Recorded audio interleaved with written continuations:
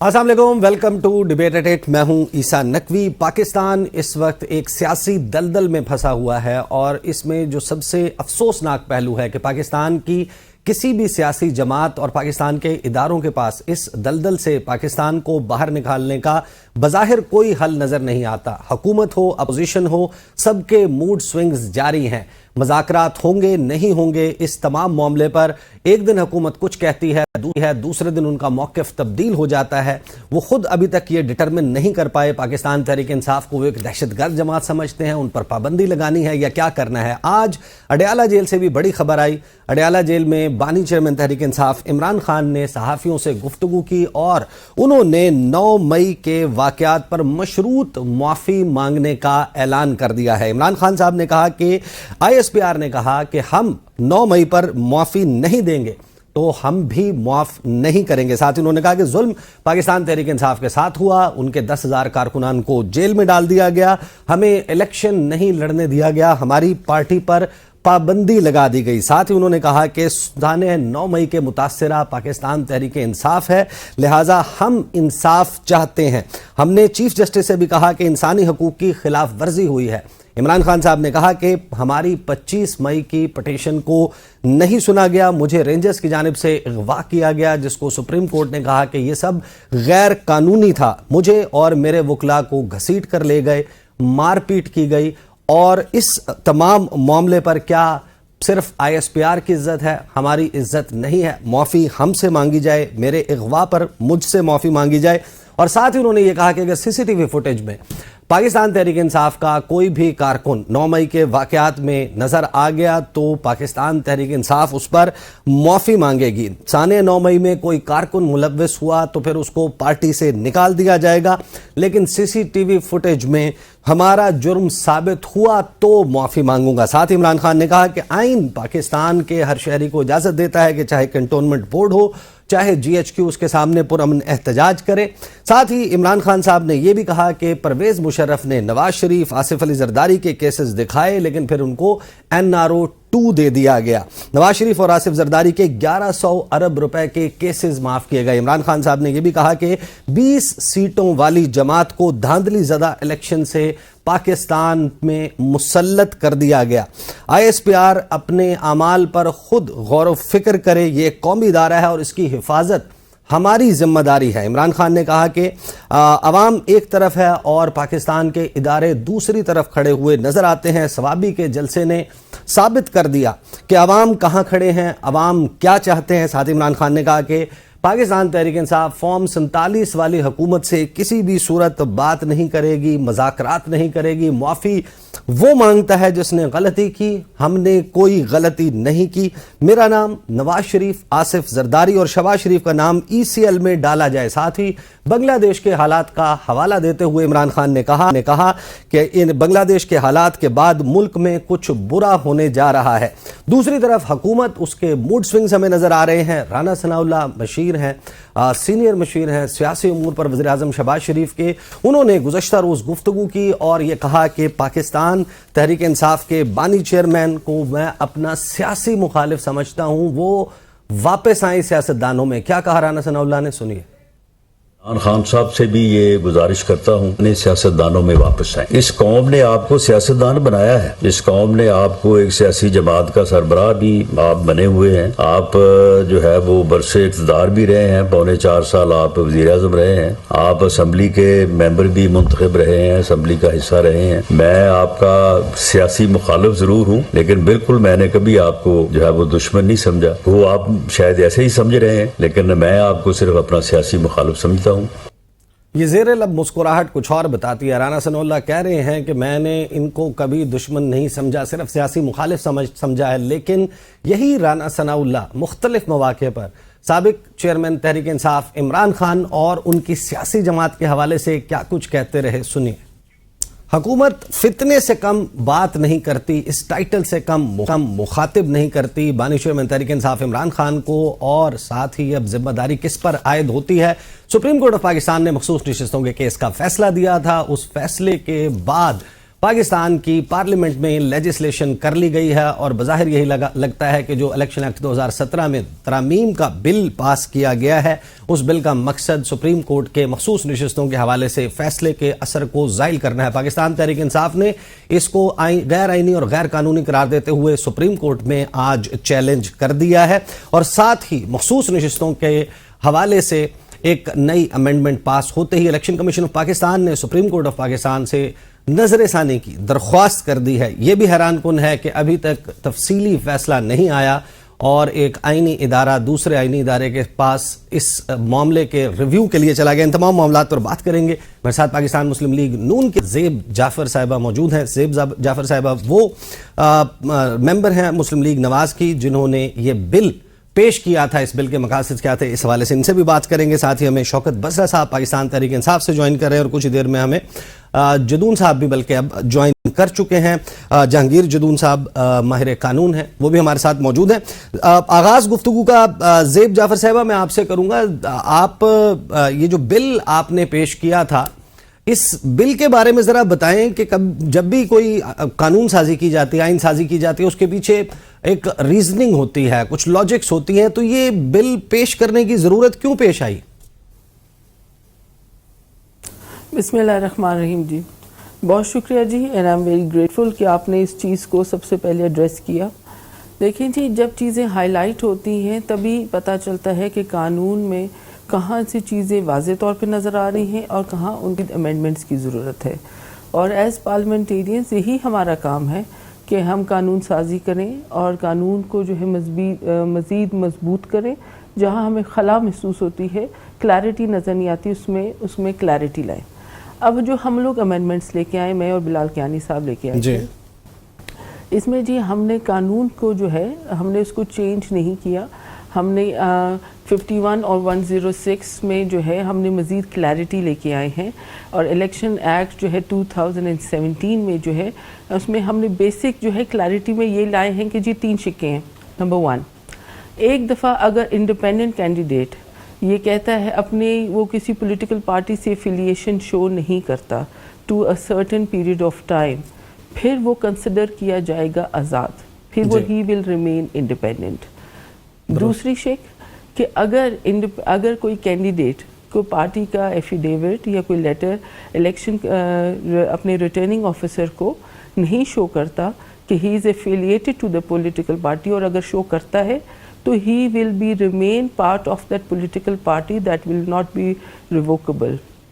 Number 3, अगर कोई political party election जब हम अपनी नॉमिनीज़ दे रहे हैं, टिकट्स ले रहे होते हैं, अपनी पार्टी के लिए रिज़र्व सीट्स की लिस्ट नहीं फराहम करती, तो बाद में दोबारा वो इस चीज़ को नहीं क्लेम कर सकती। उसी वक्त उन्होंने वहीं पे पेश करनी है। उसका टाइम फ्रेम हमने उसका जो है वहाँ पे कंफर्म किया है। तो अब इन चीज़ों को आप देखें कि इनमें से कौन सी चीज़ जो गैर कानूनी है, बल्कि एक ऐसा माफिया, एक ऐसा फ्लोर क्रॉसिंग का जो कल्चर है और ये जो ब्लैक मेलिंग का कल्चर है और जहाँ पे कैंडिडेट्स को यूज़ किया जाता था, आई थिंक इस चीज़ को ख़त्म करने के लिए, कानून को मज़ीद मजबूत करने के लिए और क्लैरिटी लाने के लिए ये अमेंडमेंट्स लाई गई हैं। और इसमें कतई कोई ऐसी बात नहीं है कि हम सुप्रीम कोर्ट की डिसीजन को रिस्पेक्ट नहीं करते या जजेस की डिसीजन को रिस्पेक्ट नहीं करते। हम सिर्फ कानून को मज़ीद मजबूत करते हुए एज पार्लियामेंटेरियंस ये अमेंडमेंट्स लेके आए। नहीं, जजेस के डिसीजन को तो आप रिस्पेक्ट नहीं करते, ये तो बड़ा वाजे है। ये तो मरियम नवाज साहिबा ने इसके ऊपर पूरी तकरीर की। उन्होंने ये कहा कि जो 8 जजेस का टोला है, हम इनके लिए ये आसान नहीं होने देंगे, इनके ज़मीर बिके हुए हैं, इनके ज़मीर लिंक्ड हैं। और इस फैसले के हवाले से जो कुछ मुस्लिम लीग नून ने कहा वो तो बड़ा वाजे है। तो आप ये आज कैसे कह सकते हैं कि आप सुप्रीम कोर्ट के डिसीजन को रिस्पेक्ट करते हैं, लेकिन आप उसके लिए हर वो चीज़ कर रहे हैं कि वो डिसीजन जो है नलिफाई हो सके, और माजी में इस बिल का इतलाक कैसे होगा? देखिए, पहली बात तो ये कि कानून बनाते तो हम हैं जी, इम्प्लीमेंट तो वहाँ कोर्ट्स में होता है।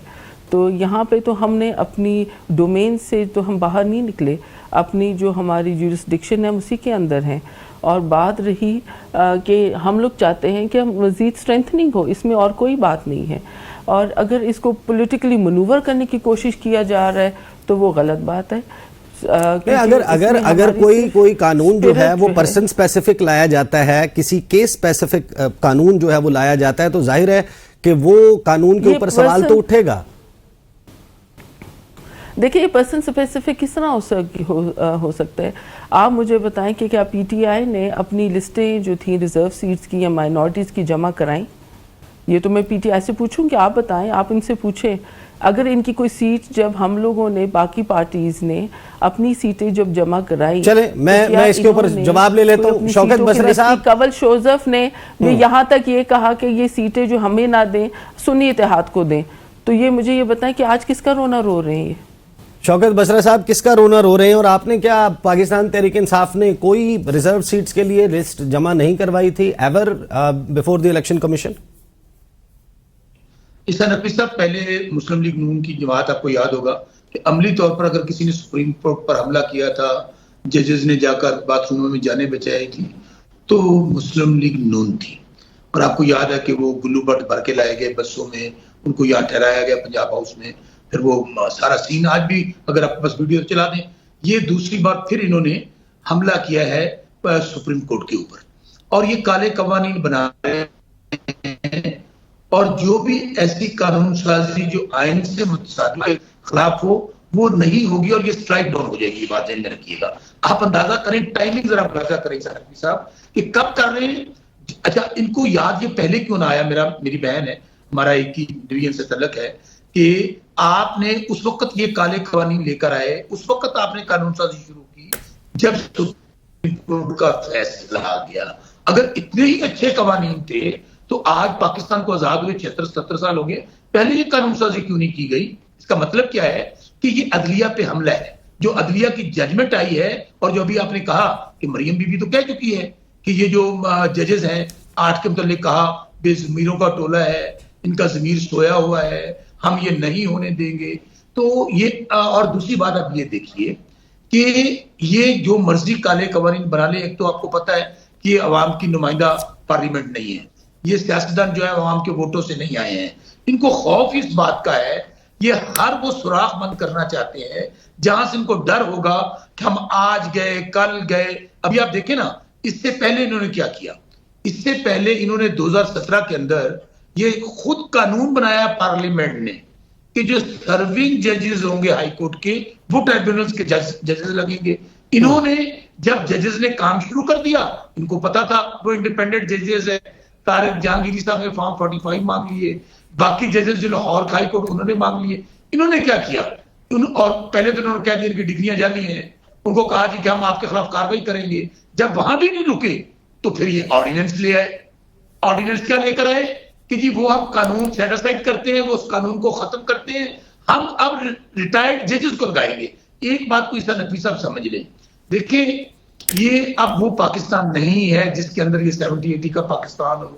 ہر کسی کو پتا ہے کہ ایک جعل سازی ہوئی ہے۔ آپ کے بنگلہ دیش میں کیا ہوا تھا؟ یہی ہوا تھا نا کہ عوام کی نمائندہ جماعت نہیں تھی، ان کو مسلط کر دیا گیا، انہوں نے ہر حربہ استعمال کر لیا جو کچھ پاکستان میں ہوا، ظلم، جبر، بربریت، پارٹی چھوڑ دی گئی، لوگوں کو اندر کر دیا گیا، اور وہاں بھی یہی کیا جا رہا تھا، ہر سوراخ بند کیا جا رہا تھا، کچھ نہیں ہوگا۔ اور آخری وقت وہ کہتے ہیں روم جل رہا تھا اور نیرو براسی بجا رہا تھا، کچھ نہیں ہوگا۔